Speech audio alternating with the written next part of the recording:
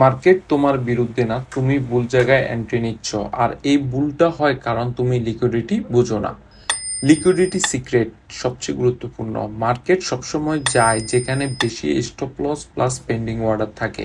এই জায়গাগুলো হলো equal high, buy stop, equal low, sell stop, previous high low, support and resistance. এইগুলো কাকে বলে? লিকুইডিটি।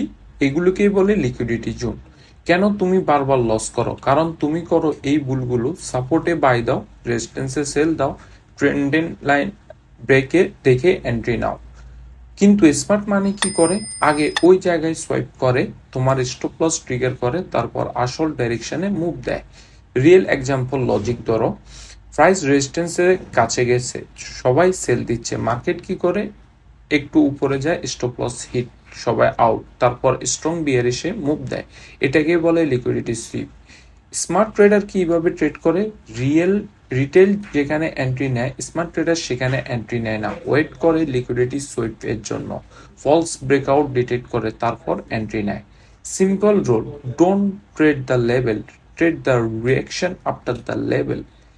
গেম চেঞ্জিং মাইন্ডসেট হতে হবে। মার্কেট র্যান্ডম না, মার্কেট ইঞ্জিনিয়ার্ড। মুভগুলো লিকুইডিটি হান করার জন্য হয়।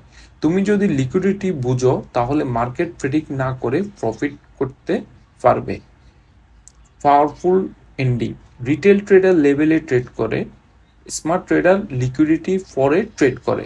রিটেল ট্রেডার লেভেলে ট্রেড করে, স্মার্ট ট্রেডার লিকুইডিটি পরে ট্রেড করে। ধন্যবাদ সবাইকে, আশা করি বুঝতে পারছেন।